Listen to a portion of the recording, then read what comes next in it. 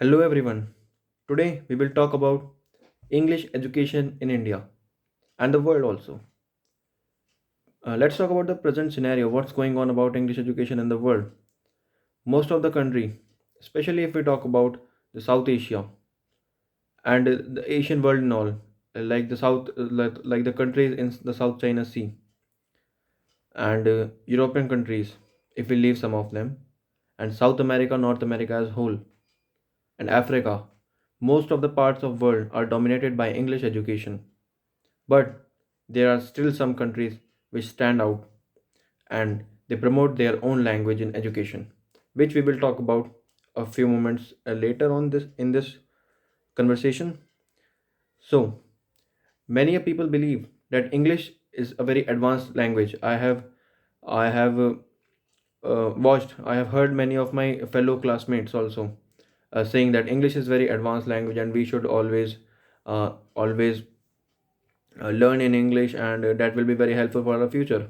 Well, if we see that the top 10 countries in terms of GDP, out of them only two, United States and United Kingdom, only these two countries are English speaking countries which provide education completely in English. Rest of all countries, whether we talk about China, whether we talk about Japan, Japan is the technologically most advanced country in the world. We talk about Russia. Russian military equipments are outstanding from a very long time. If we talk about France, then we all know Rafael. If we talk about Germany, even Indians when go to Germany for free education, they learn German, and they study there. If we talk about any of those countries, then they promote their own language in their education. That is why they are able to produce such a good technology. China is very likely to overtake United States in terms of its economy and wealth in the coming decade. How is it possible without English?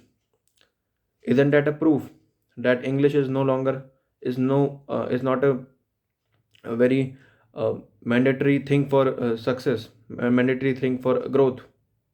I don't think so. I don't think so. Uh, because in India, if we see that English is imposed on students like hell, like nothing else. Uh, students are judged. Even people in general are judged for their English speaking skills. But uh, if we see all these countries that I talked about, they are all providing education in their native languages and they are succeeding as well. China is growing rapidly in quantum computing. Japan in every sphere of technology. So, are these countries using English extensively? No.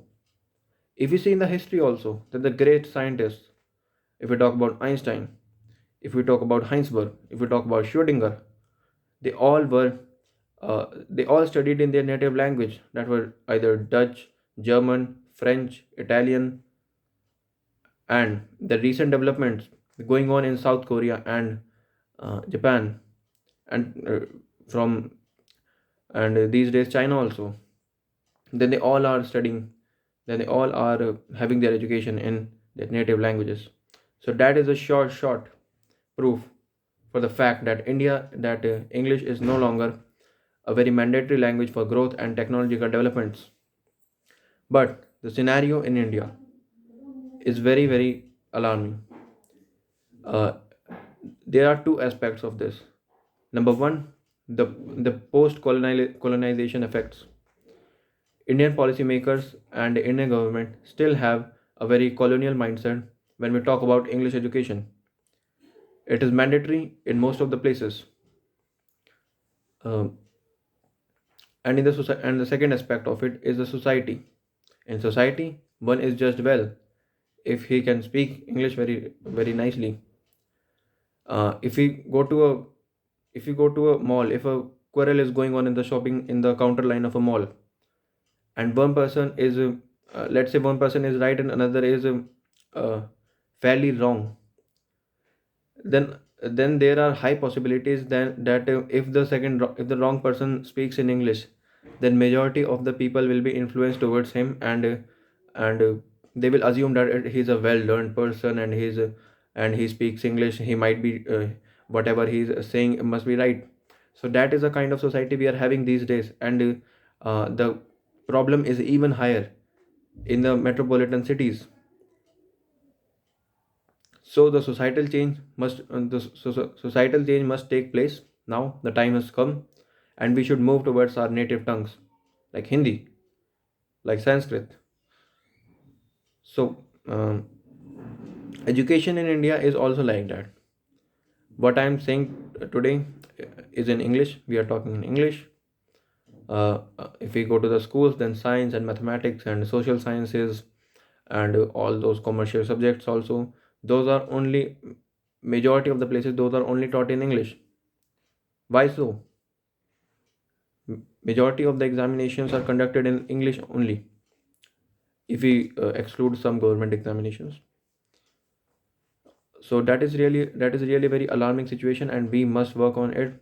We must we must include our mother tongues in our native tongues in the education system, because it is a well understandable and it is a well recognized fact that if a child is given education in its native language, then he or she can grasp it very rapidly as compared to any other foreign language.